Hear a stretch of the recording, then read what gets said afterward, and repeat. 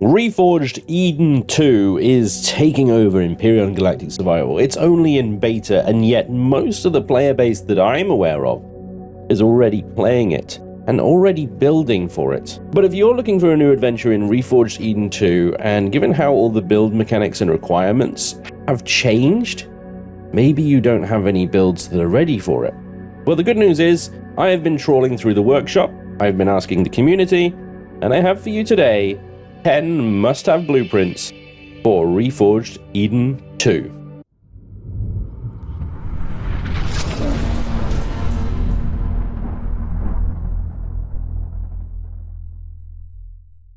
Now, I've ordered this list in the order in which you would probably bring them into your survival game.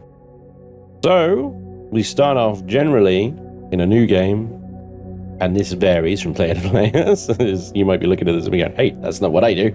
Anyway, we start normally in a new survival game with a little tiny SV to get us mobile as quickly as possible. Those of you that want to get rid of the hover bike, for example. And so there's a lot of starter SVs on the workshop right now, but the one that really stood out to me is the Oni V2 by Artemis Rouge. This thing is an absolute character. The thing is with Artemis is everything he builds is a min-maxer's wet dream. It really is. So the Oni V2 here is no different. It comes with a drill, a GAT, and as you can see, no armor whatsoever, barely any shaping or texturing, but the damn thing is utterly remarkable. With this little drill, you can mop up surface rocks with ease. You can even start mining deposits right away, because that one little drill is enough to make a hole big enough for the Oni to fit in, which means you can do subterranean deposits a hell of a lot quicker than you can with a hand drill. This is going to increase the amount of resources that you're going to be acquiring like straight away by orders of magnitude, like crazy. The difference between a hand drill and an SV drill is night and day. It's insane. So the sooner you can get one of these things, the quicker you're going to be acquiring that resources. Now, this thing isn't any good for storing much or even processing much, but it's got a 4,000 capacity, and I don't even know how this is possible, how he's managed to cram 4,000 into this tiny, teeny tiny little SV. It's ridiculously small. It boggles my mind. The costs of it, you know, you're going to be able to hand mine this 181 iron, copper, silicon, 400 carbon substrate, 9 cobalt for the drill. That one might trip you up a little bit. You might even have to go into a little POI and hope you get a little bit of cobalt out of it. Now, if you're starting on, say, a Kua, for example, you can find cobalt rocks in radiated zones if you can find them. So that 9 cobalt there, you're gonna have to get a little bit lucky with that, or you're gonna have to know where to look for that 9 cobalt to get this thing in with that one drill. But if you can get that and you get this in, you're going to be able to really accelerate your early game so fast with this tiny little thing. The Oni V2 by Artemis Rouge. You just I can't stress it enough. It's ridiculous. It's very typical of an Artemis build. Exact requirements in tiny little high performance packages that make you go, what? But like I said before, starter SVs are kind of subjective. They're entirely up to personal choice, preference, and requirements. You might want to save up for something a bit heavier. And that brings us on to our next category. Mining SVs. Yeah. So this one is really tricky, and actually I've got 5 of them for you. So across the workshop, and from what my community has recommended to me, there are 5 mining SVs, varying functionality, size, cost, obviously. Each of them will do the job, but some of them have features that others don't, and the build quality is varying. So I know I said 10 must-haves, and there's 5 right here, but let me explain. So if you, like I said just now, if you want to save up for something a little chunkier, before getting the Oni, and maybe using this as your starter SV instead, then the Scarab by J. Randall here is a perfect candidate for that. It's got 3 drills. It's got a lot of luxuries and functionality, upgradability in here as well. The driving position is clear, and the digging capacity is really good. Even with the 3 drill setup that it's got, it's able to dig holes fine. The hole it makes is perfect size for this thing to fit in. It's also, because it's short profile, it's stumpy, it's almost block-like. It turns inside the holes really well. As a miner goes, it's pretty damn good.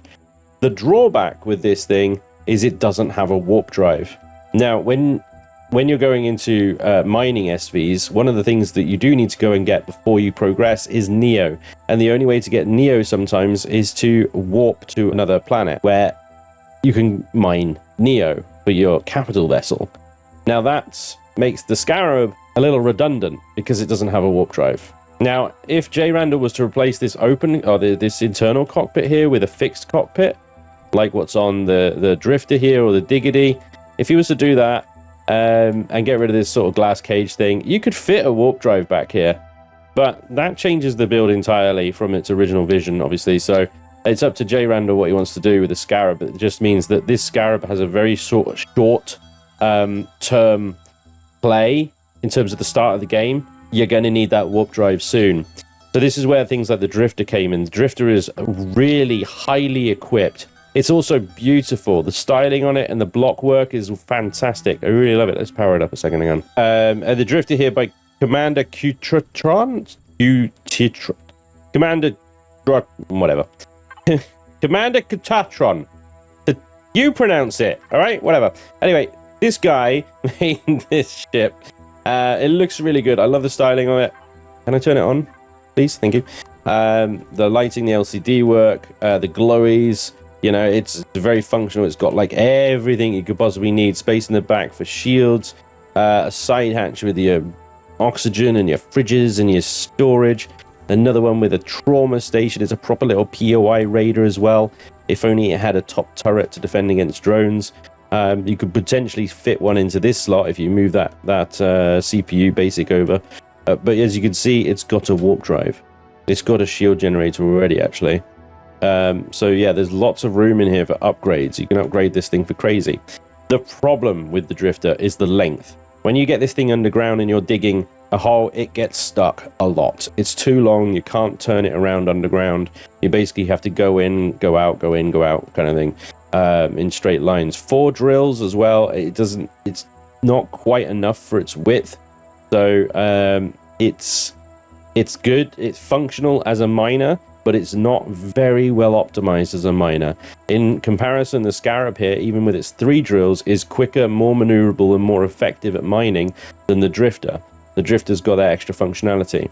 The Diggity here is my own creation. I love it. It's a 4 drill. It's stumpy enough that it can turn around underground, although it does still get stuck sometimes because of this top turret. It has a warp drive and shields, but it only has that turret of defense, no manual fires. People have upgraded it quite a lot as well. You can easily upgrade the thrusters on this thing. It's a good machine. The Omni V2 by Artemis Rouge, again, this thing, again, min-max's wet dream, right? You've got a warp drive stuffed in here, but it's completely exposed on the bottom. This makes me very nervous, all right? But there's definitely capacity for upgrades in this thing. It's again, a very short, stumpy profile, so this thing's going to get underground and be able to turn around and do things really quickly. You can see that there are, I mentioned before, upgrade potential here. Only 2 drills on this thing, but clearly room for more. If you maneuver some stuff around, you could probably get 4, maybe 6 on this thing quite easily, sacrificing a container extension or 2 out on the outside here. Very, very cheap cost as well. Really, really low on cost. This is one thing I neglected to say about the Drifter as well, is it's expensive. It is expensive. You're going to need a mining SV just to get this mining SV in. Whereas a Diggity, you could probably manage with something like the Oni. As you start with that 1 drill, you can probably get that stuff. The Omni here, the Oni, the Omni, the Omni, Oni, trying to figure out which one's which. You know, this is nothing. This absolutely costs nothing to get in. But those 2 drills is going to slow it down. And then you've got the Firefly by NT, which is arguably the most beautiful mining ship I've ever seen. It's absolutely gorgeous. 5 drill setup, very unique. The block work and texturing, classic NT styling. Fantastic to look at. Crap underground. Honestly, just terrible, terrible underground. It's too wide. It's too wide. It's beautiful. It's great at flying. It looks amazing on a landing pad, but you try and mine with it, and again, you're sort of, along with the drifter here, you're just sort of in and out, rather than being able to turn around underground. So it really does matter. It really does depend on what you want from your mining SV, whether you want pure practicality, efficiency, cheapness, an all-rounder that does kind of everything quite well, something that's got all the functionality you could possibly want, you know, like the freaking Rolls Royce of mining ships, something that you can get in straight away and skip that starter SV stage. You know, so that's why I've shown off 5 mining SVs here, really, because it's a hard choice to make and it depends on you. I will link all 5 in the description down below. All of the ships and blueprints I featured today will be in the description down below, but that's mining SV. So we got starter SV to get you going, a miner SV to really increase your resource yields. Now the next one is a little utility. It's a mini base here, and this is by Captain Amazing, or Amazing. This is a brilliant little thing, actually, because you might want this before the mining SV, because you've got to save up resources in order to bring that in, and depending on how much you want to spend and stuff. This little thing is a HV, believe it or not. It's a hover vessel. And it's a clone chamber, a constructor, 9 KSU storage, and an ammo controller, a fridge, and some air. Yeah, if depending on how hostile a planet you're starting on, you might want to consider this little thing, because there's a little respite inside here. You're going to have oxygen, you're going to have radiation protection, you're going to have lots and lots of stuff to protect you from the elements, and you can just run out, get some resources, head back and get warm and breathe again, or respawn. And that HV constructor and stuff's going to be really useful. Couple that with a couple of portables outside, you know, oxygen generators and stuff like that. You've got a proper little survivors pod here. It's almost like a tent 2.0, you know. So this thing, it might sit even before your starter SV, depending on how you're doing. It almost certainly will sit before the mining SVs. I'll leave that kind of up to you, because it depends on your playstyle and what you do. But the mini base L5, there is an L7 version as well. In fact, that says L7 on it, but it is the L5. It's a fantastic little ploppable, very, very, very cheap. Level 5, 245 iron, some silicon, copper, and carbon substrate. Easily in within a couple of hours at most. On most playthroughs, that would be very, very useful before you can get a main base in. Now, the next thing that you might consider is actually a base, and is kind of why I put this one here and not before the mining SVs. There aren't a huge amount of bases available for Reforged Eden 2 on the workshop yet. And honestly, starter bases are kind of redundant. Most people would just sort of dig themselves into a hole in the ground and just build up as they acquire stuff. But if you are old school and you want to spawn in a little starter base on your starter planet, then consider the Savos by Saluz Decor. And everybody wants to live in an industrial-looking mining tower, right? I mean, why not? This thing is a really unique and cool-looking base. The tower design is actually pretty good, because it gives this defense turret a nice high vantage point to defend you from. I love the particle effects that he's added to this thing as well, making it look like a proper little ore silo or something. I don't know. Practically as well, it's really good. You've got ground access here to your constructor storage. Your little hover vessel, mining SV, whatever you've got can park here, and away you go. Oxygen, constructor storage, and then you're straight into your elevator. There's your main storage, 240 KSU right there, which is huge for a starter base. Armor locker up here, and another little sort of I suppose you could call this little garage area. It's got this kind of a hatch here. I'm not sure you'd have 3 vehicles to park in this thing at this point, so this room might be better repurposed to something else, to be honest. But I guess the space is kind of left up to you guys to decide. He's left it very bare bones, very, very bare bones, because to keep the cost down and so that you've got the flexibility to do what you want with it. Here's an area for 6 grow plots. Although, arguably, I suppose you could take these blocks out here and add a 9 and replace that light accordingly. And you could put a fridge there, although there is, I think, one downstairs, wasn't there? No, you could put a fridge there. But yeah, you've got oxygen in here. It's concrete. You've got defenses straight away. You got an ammo box, of course, 16K container, which is that one next to the constructor, and of course the cargo 240 that we saw in the elevator there. Very, very cheap as well, hugely cheap. And this is what its advantage is. You might look at it and go, well, there's nothing in it. Well, that's because it keeps the cost down like crazy. Almost 3,000 stone dust, 996 crushed stone, easy peasy. 400 iron, 300 copper. And if you got that little mining SV in, and this isn't going to take you very long at all, you're going to get all that crushed stone just mining these other resources, to be honest. So there's a good one to sort of set some early routes down. The Savos by Saluz Decor. Very nice little base, very cheap, effective, easy, and it looks good as well. Got those 2 guns on it to protect against those first base attacks. Although, as always, I would recommend you very quickly add some satellite guns around this thing as well. Because if you do get bombers attacking you, they're gonna hurt you very early on. Next up is a creation that looks straight out of the book. This is Cube by Stan, and it's a bit of a utility thing. This is going to be really helpful. I mean, you're already using the factory because you're looking at blueprints anyway, so you shouldn't have any trouble in sort of morally or consciously using this thing. It's a factory stuffer. Basically, it's a huge amount of resources that you can freely pump resources into the factory. Because look, you don't actually spawn it in, right? You just absorb resources with it. You iron, copper, carbon, xeno, silicon, sathium, neo, titanium, cobalt, all the sort of stuff that you generally kind of have maybe too much of at early game or nowhere to store the excess of early game. Perhaps the blueprint you're trying to bring in, you've maxed out the carbon or the iron already, but you still need all the other resources. You need to throw stuff in the factory. This is it. This is the Cube intro factory stuffer by Stan. You don't need to spawn it in. I thought I'd just spawn it in so that you can have a look at it. But basically, you add this to the factory, shove the resources in, and then you switch to the blueprint you actually do want to spawn in. It's incredibly useful when you're out early and you're salvaging POIs and you're mining and so on and so forth, and you just got an excess of steel plate, for example. This is the place to shove it. The Cube. Everyone should have this blueprint. It is useful. Very, very useful. There is also another one. Reforged material one, which has a lot more materials in it. So wooden planks, optronic bridges, aluminium. You got the restrum zirconium in here as well. But I'll link the intro one, and then that links obviously to Stan's workshop, and you can check out his other builds as well. Anyway, we move on now to the rather coveted position of starter CV. This is the first capital vessel that you're going to be bringing in, or look to bring in.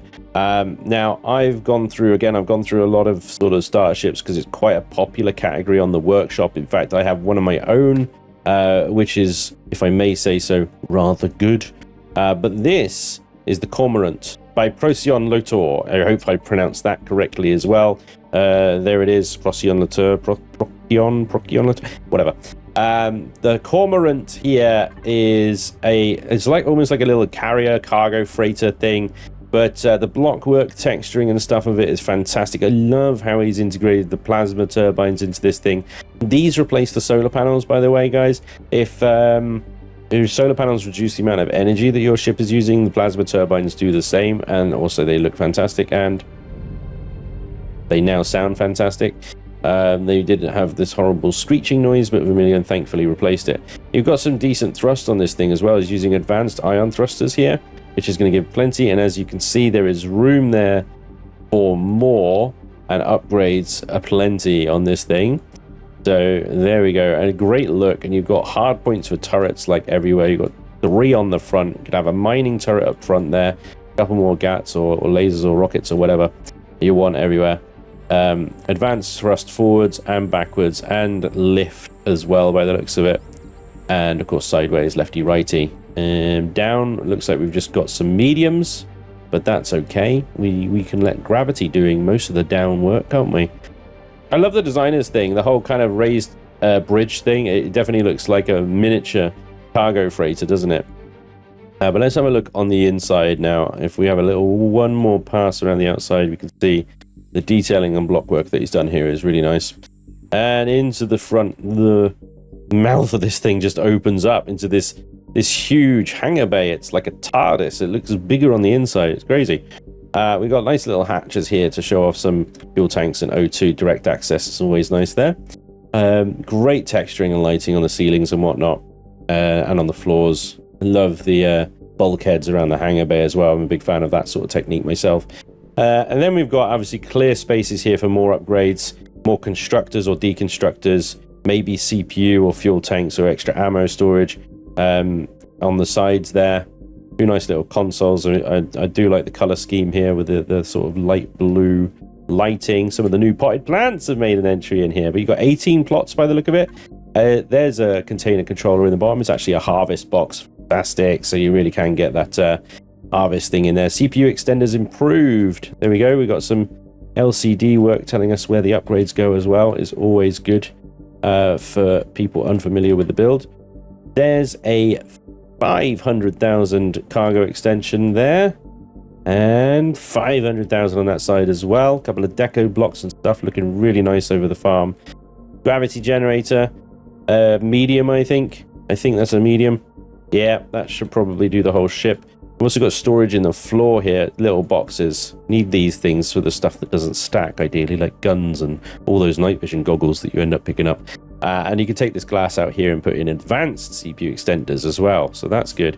You've got some medical stuff here, which is kind of a little bit lost, I'll be honest. But I guess, you know, when it comes to these little small starter CVs, it is tricky to squeeze 5 medical devices into these little things sometimes. So points for kind of resourcefulness, I suppose, of putting them where he has.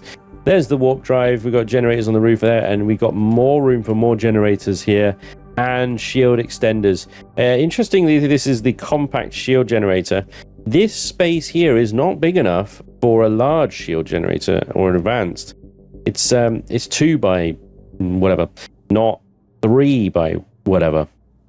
So either you're gonna have to move this warp drive forward or flip its orientation and move it forward in order to get an extra block space here for the larger shield generator, or perhaps it was never intended to take it, and actually this space is for capacitors and chargers, and you use the compact one for as long as possible.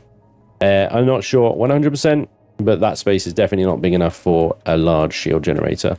Let's head up to the next floor, and we've got our core here, armor lockers, O2 station, and we've got access to the top deck. Now this would be big enough for a couple of larger SVs, or one really large SV, or one very small CV.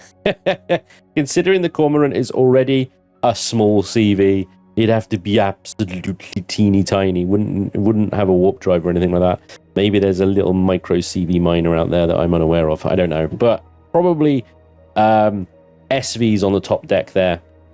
HVs under here. You could fit a decent size HV tank there and have your SV miner and maybe a combat SV up here. Thinking about the sort of order of play. If we carry on up, then we've got access to the bridge area, which has got a really good view all the way around. So great visibility. I like this sort of divider here between the bridge area and this section. The use of railings and shutter blocks and stuff, really good. A couple of consoles here. We've got a toilet with a glass door because privacy is for weaklings. There's our respawn chamber, so we respawn on the bridge, which is nice. Shower, food processor, fridge. This nice little divide here. It looks really nice. It's actually really compact and very nicely done. Then, of course, top hatch here for quick exit from the bridge into whatever you need to. That is an all-round pretty solid starter ship. I must say, very good use of space, wonderful use of blocks, great block texturing and stuff like that, upgradability, hard points for turrets and so on and so forth. Easy to land, maneuver, very, very powerful thrusters for its size. We got 37 roll, 39 yaw, 25 pitch, all pretty decent. 63 meters a second forward, backwards, left, right. Left to right is 32, sorry, forgive me. Forward, backwards, up is 63 meters a second squared. And obviously, as you continue through your journey of Reforged Eden 2, you will start getting plasma converters, and you can easily upgrade these thrusters to plasma and get even more performance out of it. Cost-wise, well, first of all, we're looking at level 15 unlock. You're looking at 12,000 iron ingots. So you are going to be mining a lot of iron or ripping down a lot of POIs to that steel plate to get that much iron in. But that is most of the hull is iron, because in Reforged Eden 2, you need armor. You need armor. Flying around on a plastic ship is no longer really viable, especially if you expect to take a few hits. So an iron hull is going to feature more, which means that number is going to go up. Okay, everything else is kind of your standard, I would say, your standard amounts for a starter ship. Yeah, near around 2,000, your copper around 4,000. Yeah, aluminium, plant fibers, nutrient solution, wooden planks for the all the grow plots in there. Dathium, 770 Resham Zirconium. A lot of people probably wonder, well, how are you supposed to go and get that much? This is why you need a warp-capable SV, a mining SV with a warp drive. Well, I was saying before, you need that warp drive. You can go off to a barren metal planet and go and mine these two with your warp-capable SV, all right? And that's how you get that much, right? Bridges, elemental fantastic, easy enough. So, yeah, very nice ship. I can see why my community in particular are quite... I feel it's quite a popular ship. You're under CPU as well. There's even space in CPU for a few extra upgrades here.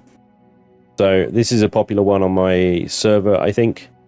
And the HT Cormorant Reforged Eden 2 version by Procyon Latour. Link down below as always. Let me know what you guys think. Next up, I'm going to do a bit of shameless self-promotion because we're in the realms of combat SVs next.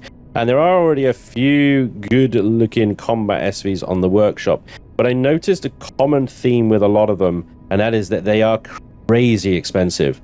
Now, when you get your capital vessel up and you start leaving the planet, you're going to be wanting to look at maybe defeating a few POIs. You're also going to come across some hostile POIs in space that need to be dealt with. Now, the Surge here, this is a classic Reforged Eden 1 design, and at this point, a very old design. It's been around very, very long, but it is incredibly effective. It's so cheap. It's ridiculously cheap. It's hugely upgradable. You take that cockpit out and you've got access to the innards and you can move stuff around and do things. The Surge doesn't have a warp drive. It doesn't need one. You've got a capital vessel with the warp drive, okay? The only thing you'd need a warp drive for is combat sites that restrict CVs and stuff like that, but you don't need to do them for a while. You can wait until you have a bigger warp-capable SV later.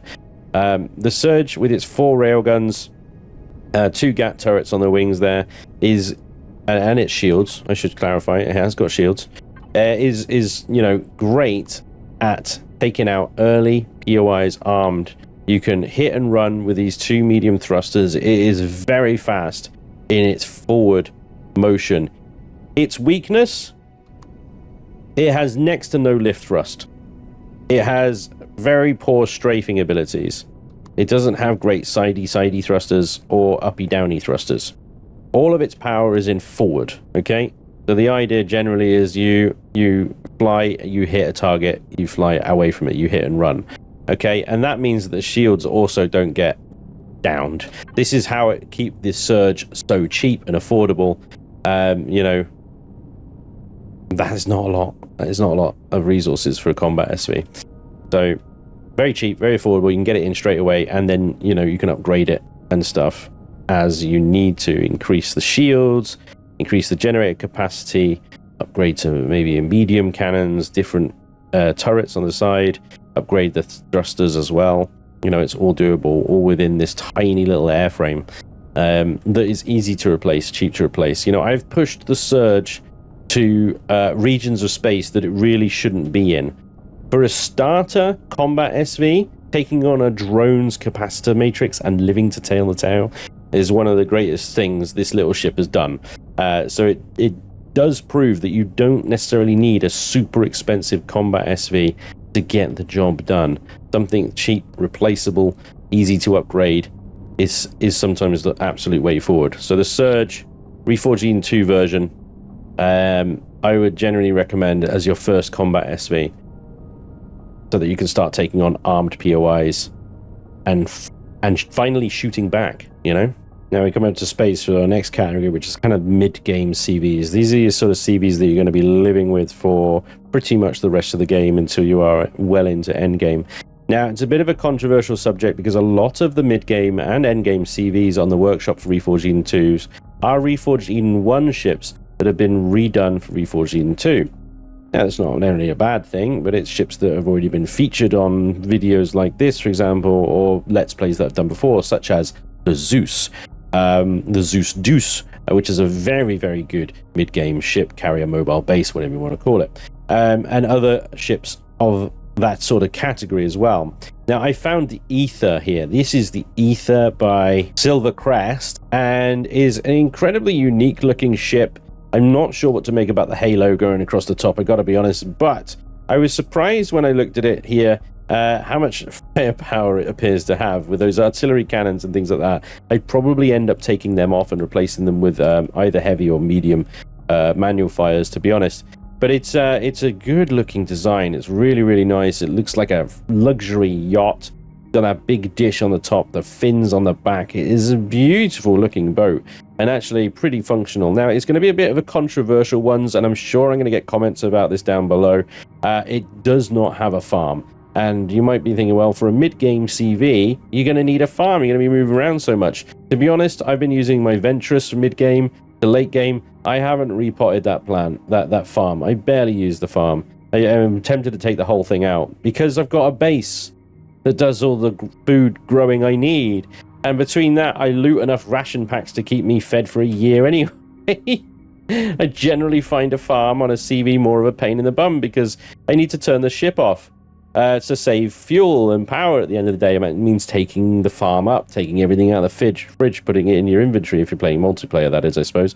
On single player, you don't need to do that. But for the rest of us on multiplayer, it is a genuine consideration having to power the ship off to save power. Now, you do notice this thing does have the plasma turbines on the back here. So it is potentially able to, live on or have enough power to just run a fridge.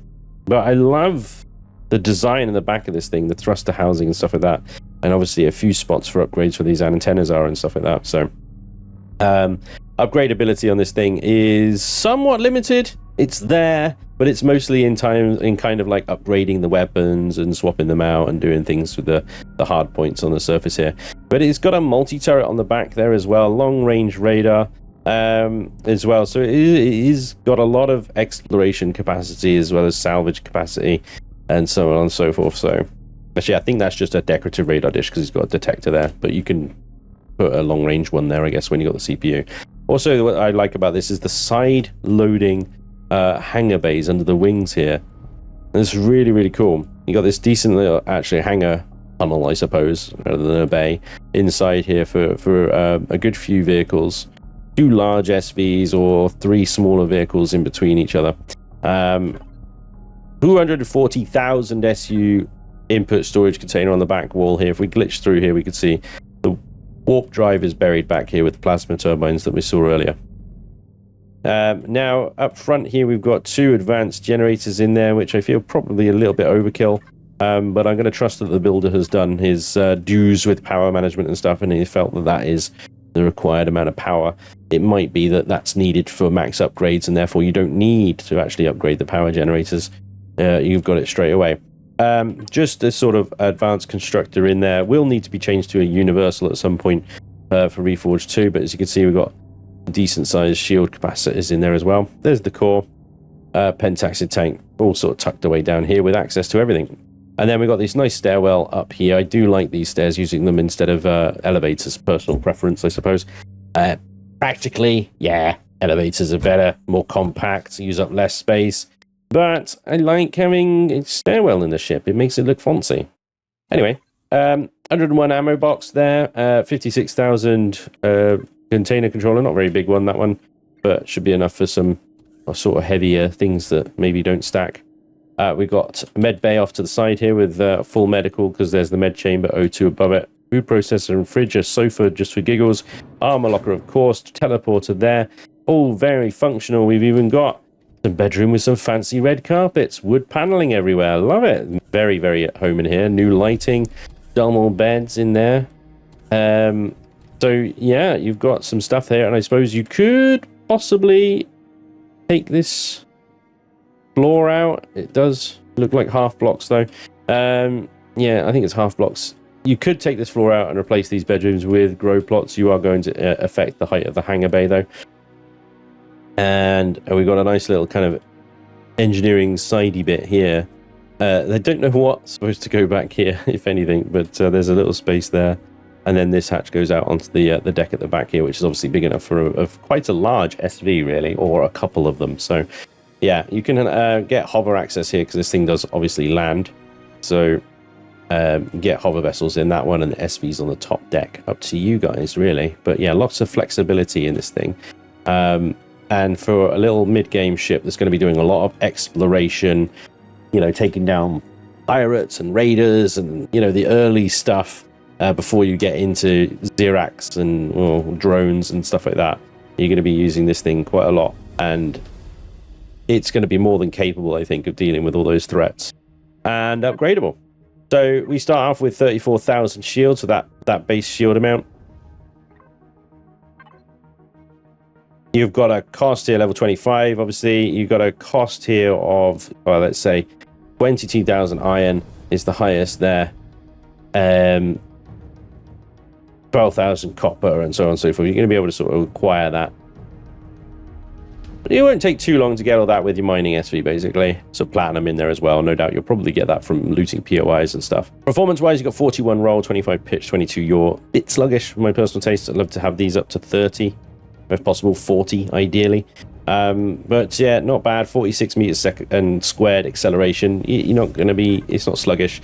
One thing I don't like is these intern thrusters. So, yeah, they work. They work. I find it all a bit sort of cheesy and stuff, having intern thrusters like that. I don't know why they're intern and why he doesn't just turn them around. I guess maybe he doesn't like the thruster ports interfering with the weapons there. But anyway, it's my only sort of real thing with it. Also, offline protection, unnecessary waste of space. I did forget to go up on the bridge, actually. We've got some CPU extenders up here in the hallway to the bridge. And here we've got a couple of passenger seats as well. I have no idea what those do.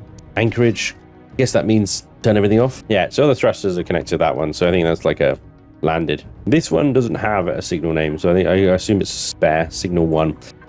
Do what you want with it. We've got 2 doors out the side here, which are quick exits out of the bridge as well, which is always useful. So there we go. That's the Ether. And that's by Silver Crest. It's a very unique looking bird. And you could even upgrade this with laser drills, mining drills, not too difficult as well. Got a big slot in the nose there. You can go down this angle here, put them there.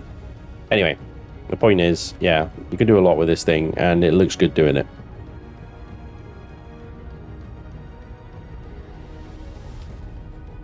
That brings us on to combat CVs. Now, combat in Reforged Eden 2 is still being kind of figured out by most of the builders, but there are a couple that have got some very, very decent combat CVs on the workshop for you. One of which here is by NT, and this is the Hydra, and is a stunningly gorgeous ship designed for heavy combat in Reforged Eden 2. Now, you might be wondering, where the hell are all the guns? Because I know when I first spawned this in, I was like, where the hell are all the guns? Well, there's a couple of them here. Heavy missile launchers, anyone? There's also a lot of points to add additional guns on here. It's kind of built like a turtle. You know, there's this really chunky hard shell on the top here that's designed to take an enormous amount of punishment. And all the guns and stuff are set back at the back here. Now, there are some instructions on the workshop page on how to equip this thing as you gain more CPU and availability of your weapons and stuff like that. There is also a video on NT's workshop page, which I highly recommend watching because it is this ship in action against some enemies, in particular a tier 5 Emirate, which is one of the toughest Xerax ships to take on. Okay, yeah, not a Tavera, but that will come later. Don't you worry about it. As you can see, this thing is freaking gorgeous. It's blockwork texturing, classic NT style, just damn right stunning all over. So, you're going to look good whatever happens. Live, die, It's going to be great. One thing I would point out is this front cockpit here. NT says don't use this in combat. You will die. So, because one of the features, I suppose we could say, of Reforged Eden 2 is the shield penetration stuff. So when you go into heavy combat and you start taking a lot of incoming fire, some of that incoming fire is going to end up going through the shields. So being at the rear cockpit, I think there's 3 cockpits overall in this thing. Being in the rear sort of area of that is going to be advantageous to living. Anyway, if we head inside, we can see there's a small hangar bay here, enough for a decent SV. As a combat vessel, it's probably not going to be your primary base ship. You're going to be using this thing to go and do some hurt and take some hurt as well.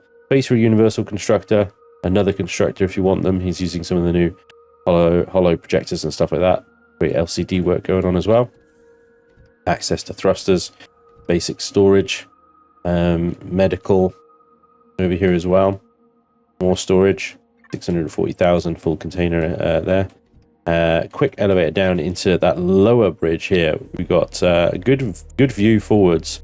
Now remember, you got a hell of a lot of ship on top of you with these underhung bridges. They're a little bit different from what we're used to. But still, good clear vision there of what you're targeting.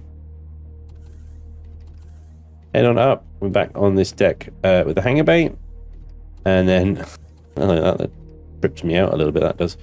And then up again, we got back and forwards. Back being the engineering bay. We've also got shields there. Little step over into this like crawl space back here. And we've got access to more engines and stuff like that. NT builds generally are really good for that sort of access to everything kind of thing. Some of the new consoles here as well.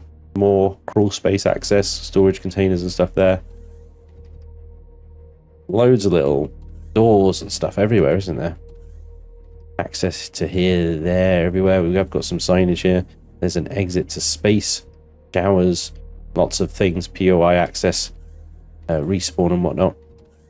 That goes down into what could be a garden area. Interesting choice. Not sure I put a garden in a combat vessel, but perhaps you can use this as a small mobile base as well. And here we go. Here's the battle bridge and instructions. Do not use the front bridge while fighting on armor. Yep. Color schemes found in the crew area. Display upgrade guidance. System active P menu upgrade markers. That's interesting. That's cool. Upgrade markers. I like that. So this will activate a bunch of LCDs around the ship, I'm guessing. Combat video feed ready. I like that. Great LCD stuff here. Looks like Salustical's work here. I want to just see if I can find some of these upgrade markers that are spoken of. I thought maybe it might be in one of these little sidey bits. But who knows? Maybe they're on the outside. Oh yeah, here we go. Look. Ha ha ha ha. Turret position. Remove LCD and deco thin blocks first. Brilliant. So you got 2 more hard points there. Got a hard point there. Yeah, I love that dish on the back. Doesn't that look fantastic? Here we go. Turret position. Remove deco. So there we go. NT has thought about it as well. He's thought about extra turrets on the top here. And you notice how they're all at the back, you know? Because I think if we look closely at the underside forward-ish area of this ship, around about right there is a very forward, I say sort of very forward, a turret. This would be called what we call a decoy, I suppose. Now, incoming fire is going to be targeting anything up front, like generators, engines, and so on and so forth, all the way up front here, on its way to try and get the nearest targetable item, which actually looks like it's going to be that turret. If you think about it, that's a lot of armor and blocks that the enemy have got to work through in order to get here. And I notice how here is right on top of this bridge. And the core is right there as well. So advanced CPU extended positions. Here we go. He's done his work here, isn't he? Upgrade superior CPU extensions in amongst the pipes. Yeah. This is a suicide bridge. Literally. Suicide Bridge. This is where you do not fight from. But again, nice LCD work here. Cool. I mean, this is where you, if you're just cruising about, you know, doing some missions. Look at these new light panels, look fantastic here, don't they? Absolutely great. Quick exit outside. Brilliant. The Hydra by NT. It's self-confessed by NT. It's a slow ship. It's not a speedy ship. But then the whole sort of spinny stuff of old isn't necessarily the way forward with Reforged Eden 2. I'm not saying it doesn't work. Artemis may have words about that. But the NT ship here is more about just durability in a fight. So there we go. It's got 32 meters a second forward and less than that in every other direction.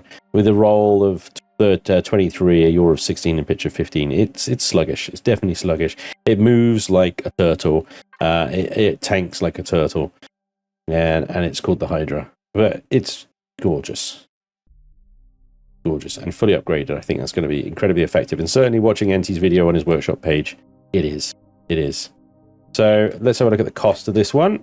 This is going to set you back 28,000 iron, titanium, 17,000 sathium, a lot of combat steel in this thing, 15,000 carbon substrate, sub 10,000 on copper, silicon, neo, cobalt, restrum, zirconium, a bit of platinum, bit of gold, a bit of aluminium, plasma converters, rocket thrusters, interesting, large upgrade kits, wooden planks, so on and so forth, 24 bridges, advanced upgrade kits as well. Actually pretty affordable really in the grand scheme of things. Yeah, sure, 28,000 iron, that's a lot of iron, that's going to be a lot of mining, but you know, if you upgrade your starter CV with mining drills, or even your mid-game CV with mining drills, and you hit up a few asteroids and stuff, you're going to get that in no time whatsoever. And also, if you're doing POIs just out and about, collapsing them and picking up all that steel plate, iron is not difficult to get hold of. Same as titanium. A lot of POIs are made of hardened steel, which will get you the titanium. Sathium is a little bit more difficult, admittedly. But again, asteroids are your friends. The Hydra by NT. Links as always down below. Now with a combat CV and a main CV, you're going to be getting some decent resources in grinding away in the game. You'll probably be in drone space getting auxiliary cores, maybe even taking on sector commands and larger POIs and stuff like that. And ultimately, the end game kind of grind, towards the end of the game, you're going to be looking for a ship that just basically kicks the crap out of everything. And, well, no ships kick the crap out of anything quite like Artemis Rouge's ships. And here we've got the Rigger Rostrum V2 by Artemis Rouge. This thing is a dreadnought killer, as he describes it. It is a thoroughbred, min-max to hell warship. And, you know, in fairness, he's done a damn good job of making it look pretty neat as well. The Rigger Rostrum V2. I don't even need to go into much detail about how heavily armed it is. It's clearly very heavily armed. Also, Artemis is a big fan of the particle effects. This thing just breathes fire from bow to stern. So, yeah, lots of lasers, lots of anti-shield weaponry here. This thing is designed to definitely take the shields down. Now, what have we got here? Here we've got heavy plasma batteries. These are big, chunky mother duckers. There's 3 on that side, and over here, heavy. Wait, I thought you could only have 2 heavies. How has he got 6 heavies? Excuse me. Please stand by. Maximum amount 6. Sorry, forgive me. Yeah, no, it is 6. So he's got 6 heavy plasma cannons. You got lasers. You got light missile turrets in there as well. Light missiles, just for that kind of extra bit of splash damage, I suppose. Light missile turrets kind of everywhere. Floating on things, which kind of triggered me a bit, but, you know, each to their own. Like, why is it floating? But yeah, all very, very narrow firing arms, all facing forward and stuff like that. That is a huge amount of firepower in a very, very short, small package, really. And he's also got the sort of thrust arrangement here. He's definitely got large ion thrusters here. They're not even plasmas or even antimatters here. These large thrusters, they're set in a way to give maximum amount of roll performance, 58 degrees roll, 70 meters a second lift thrust. So this is definitely a spinny shield fighter. Classic Reforged Eden 1 style combat ship here in Reforged Eden 2. And does it work? Yeah, there's a video on the workshop of it taking down a Tavira. So it definitely works. I don't quite understand how he's taken down a Tavira of it after watching the video. I still don't understand how but it has, and it does. So you know, this is what you're going to be aiming for, really, to get into Tavira hunting. I'm not sure how good it would be against the Legacy. I don't know if it's got enough blocks for Legacy tanking, but certainly it can take on a Tavira, so you don't really need to even touch Legacy stuff. This is a core fail-safe location. You should choose to use it. Place your core here, wrapped in combat steel. The destruction of your core will render your ship untargetable, sparing your fusion core, warp, and CPU units for later retrieval. Very, very important, useful tip to know about forward core placing on combat vessels that are going to be taking a lot of damage. This stuff is very expensive and somewhat irreplaceable if it was to blow up. Also, what's expensive is your CPU extenders, you know, your bridges and matrices, and there's a lot of gold to go popsies. So he's also put the core there for easy access. But placing it forward, like he says, if the ship does take too much damage and the core goes pop, it's no longer an enemy target. The enemy ship stops shooting at it, which means it stopped taking damage, which means you don't lose things like your fusion core. So it looks like he's got sort of good access to the nose section here where some of the expensive giblets are. Be careful running down it, because that is right next to an ion thruster. Really crap. Yeah.